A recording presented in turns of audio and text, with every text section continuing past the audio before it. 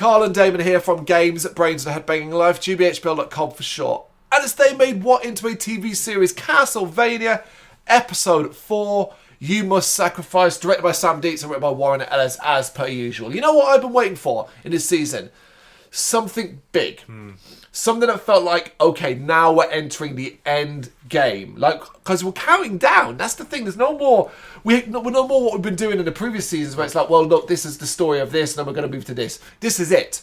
We're counting down to the finale of this show. Yep. But what we haven't had at this point was anything significant. All we've had is drip feeding a baby stepping forward in everyone's story to a degree. Introduction of new characters that I didn't really want anyway. But I've not felt like, where is the big thing? Yeah. Like, before this episode, where was it? Well, okay, Alucard's been called to go to a town that we've not checked back in since. Yep. Isaac's going to chill, basically, until he decides what to do. And Trevor and Cypher are trying to work out, or at least just doing what they normally do, and trying to work out why everyone's so enamoured with bringing back Dracula. Nothing felt big. No, yeah. That changes here. Yep. And all thanks to a character that one of the ones they did. I mean, don't get me wrong. Overall, all the characters they introduced have been great. Yep. Even the people like the Judge and stuff like that have had weight and all that. And it'll be the same with Varney by the end, I reckon, as well, and things like that. But just for now. But the return of a certain character who, let's be honest, they could have never used again. In the way it's done, tells you, right, here we go. Yeah, definitely. Trevor and Cypher discussed the situation at Targa Vista, clearly concerned about the state of the city is and what Zamfir wants. And I was initially like, God damn it. God damn it. Yeah. Like, didn't we just do this? Yep. Like, let's move forward. We know the city's in a state, and you know we're not sure about Zamfir. Cypher tries to lighten the mood, but Trevor is struggling with her current life. More of that. Yeah. If we're going to focus on Trevor and Cypher, show me how much it's taking a toll on them. He says they need a moment to talk and think things over, and Cypher agrees. No more reacting, it's time to start acting. I was like, okay, but are you actually acting? Because at the moment it feels like you're just sitting down and talking about it. Yeah. See, again, you know? Meanwhile, Alucard arrives at the town of Doneste as it's under heavy attack from night creatures, and he arrives just in time to help them, battling the monsters and killing them. And it's nice to see Alucard doing something. Yeah. To talk about a character that literally... And I know he had the Sumi and Taki story, but my God, if you reflect on that thing, that took up a whole season, and what was the end result of that? Yeah. And what has happened? And do you know what's even worse? Doesn't really mean anything in the end. And because ultimately, Alucard, if we removed all of that and put this scene at the part where Alucard separated from Trevor and Cypher at the end of season 2, nothing would have changed. Yep. I'm going to be so critical here. By doing this for Alucard, by having him go here and do this, and basically, well, we've got to help people anyway, shows the whole thing was a waste of time. Yeah. Yeah, I mean, I actually thought he was going to turn, like, dark or something. Yeah, of course. Yeah, because, but then, right, they would have had a justification for that because they implied it themselves by putting the corpses on stakes outside Dracula's castle, by pissing on the corpses. Like, he'd been betrayed and he would not allow that again. Do you see what I mean? Like, all these things. Yeah. But then is that maybe his humanity? Of course it is. Of course it is. It is. What I'm saying, but my argument still stands.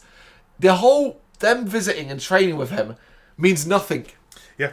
I mean... Because it doesn't even feel like character development. I had a whole ending in my head like that, you know, that Trevor was going to be the one that kills Alucard. Of course, it could have very much gone that way, but that would only work... No.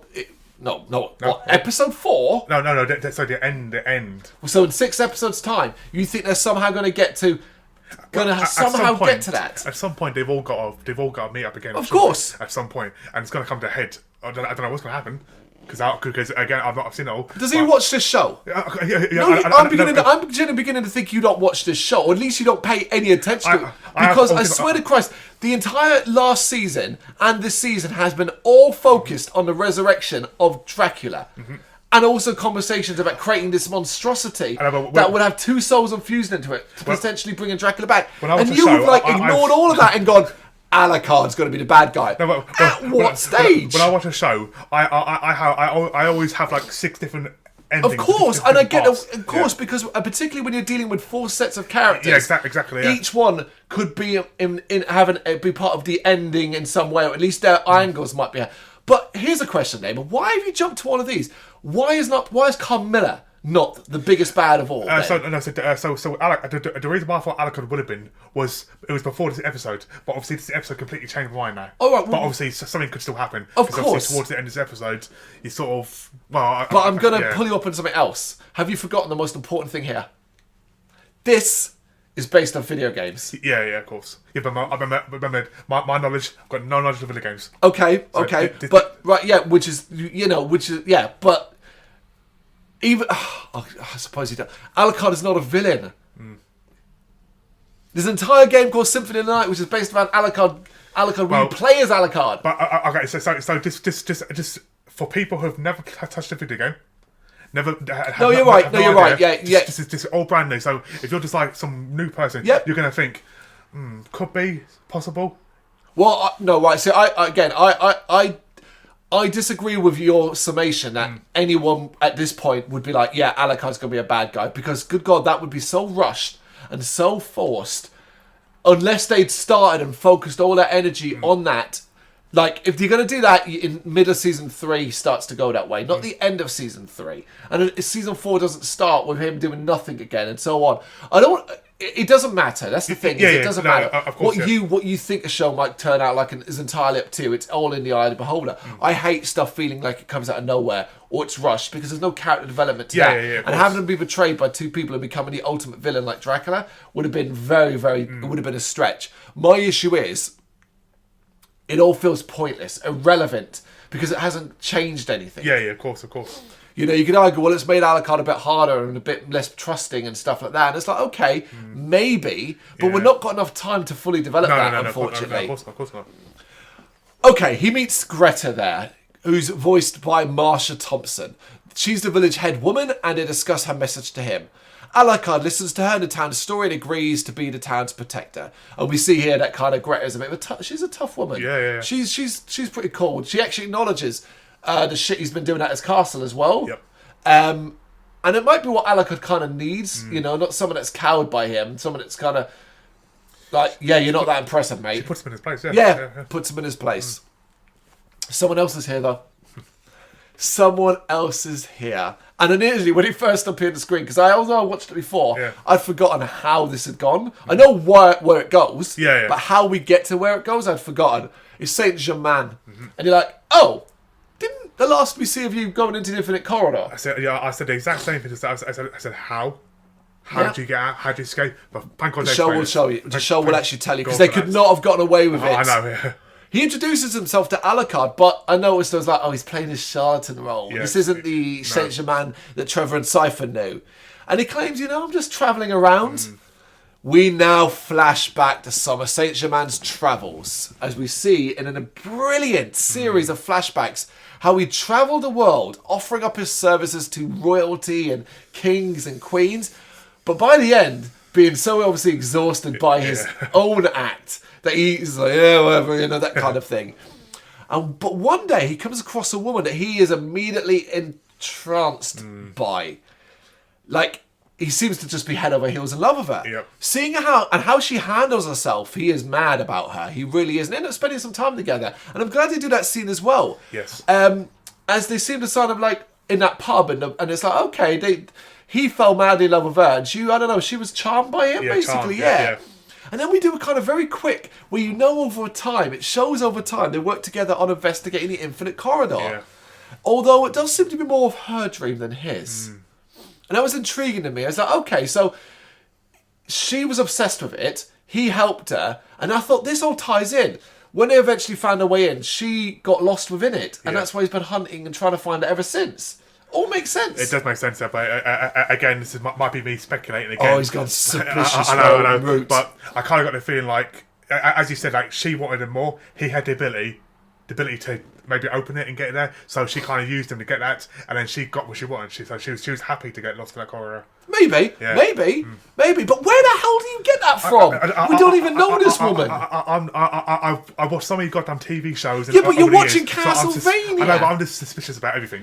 Why could it not be? Yeah, but why you got to be suspicious about it? Why can't you just be like, oh, they were in love, she was obsessed with it because of what it had. No, but why can't It's too good to be true, man. But no, but it isn't, because it's still got a really dark thing. She got lost in the infinite corridor. Yeah, of course. And you've got to probably presume... Did she get lost, or is she happy where she is? Happy where? Look, I mean, like... She's been searching for this place, clearly.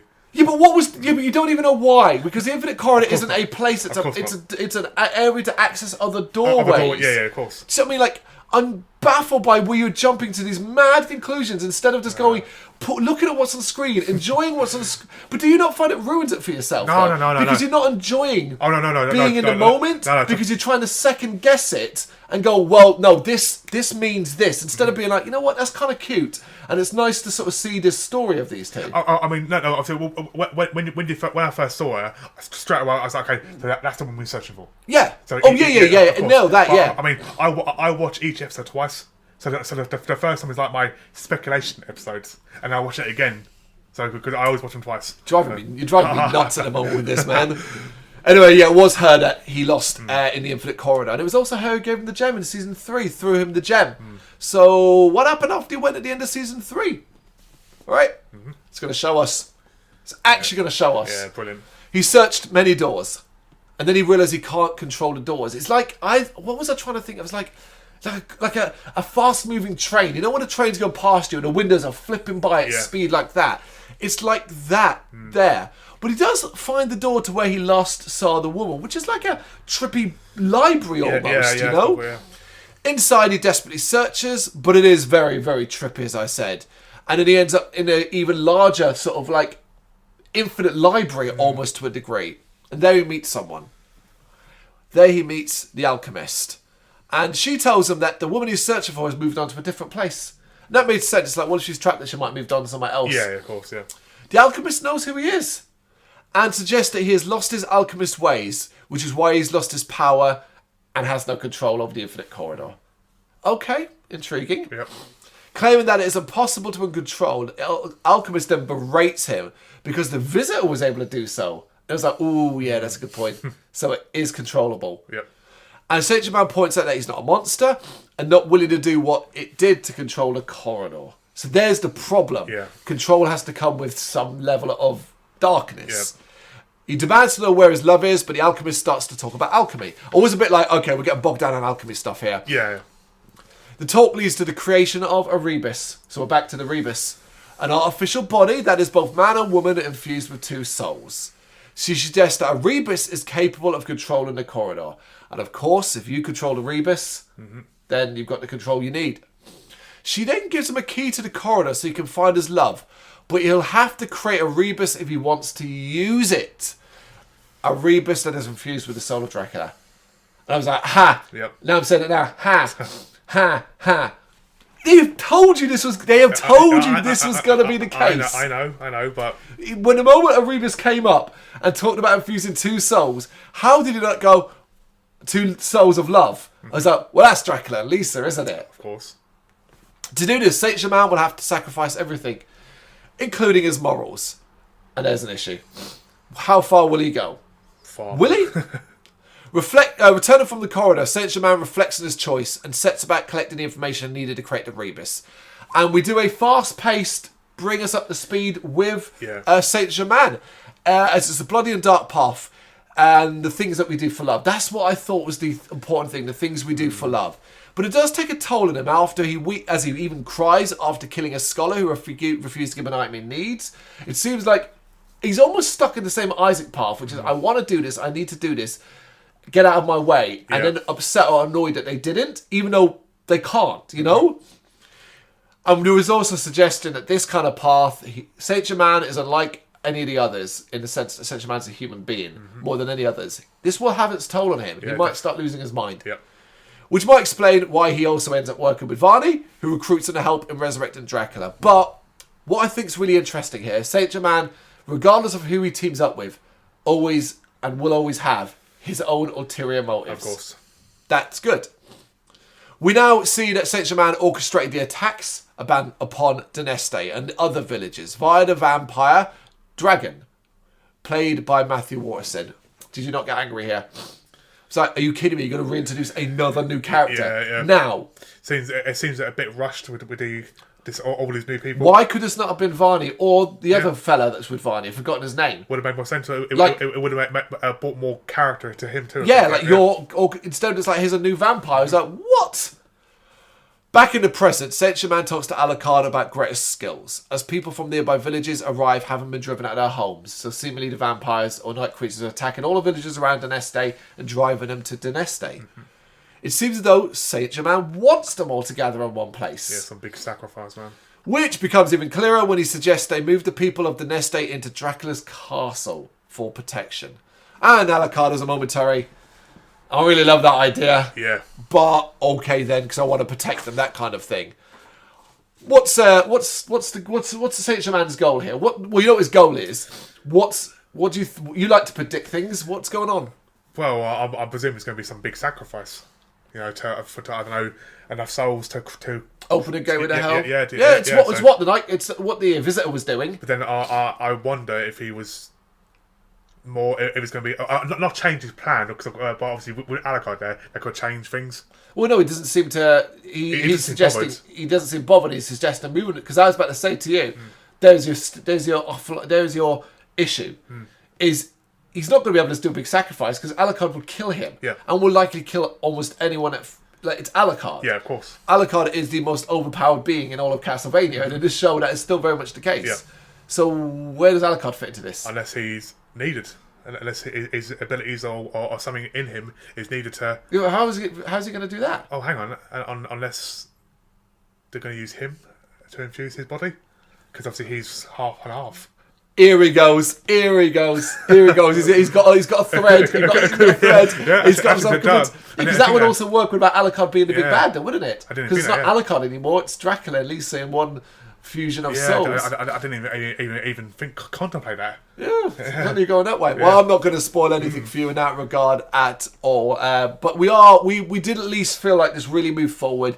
Do you know what I mean? It felt like this was the big thing. Yeah. This is the story. This is the big event that all our characters are currently circled around, and some are moving closer to this big event. Others are sort of stuck here, but everybody is moving in their directions, converging in this one big circle story, which is the Infinite Corridor, the creating of the Rebus, and the potential return of Dracula. I mean, when we covered last season on the videos, I said that like Saint Germain was one of the most intriguing characters. Oh, he was a great addition. And, 100%. Yeah. He was a great addition. You know, he was, because the whole Infinite Corridor thing has been a great addition to the whole show overall.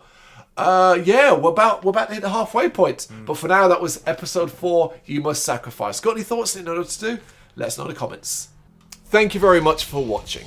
If you'd like to see more content like this, please consider hitting the subscribe button. It is gratefully appreciated. You can find us over at gbhbl.com, our full website, where reviews, news, and so much more goes up daily. We're also on all social media platforms: Facebook, Instagram, Twitter, Threads, at gbhbl. Just search for gbhbl and you will find us out there. We also have merchandise on sale. You can access the shop via the website.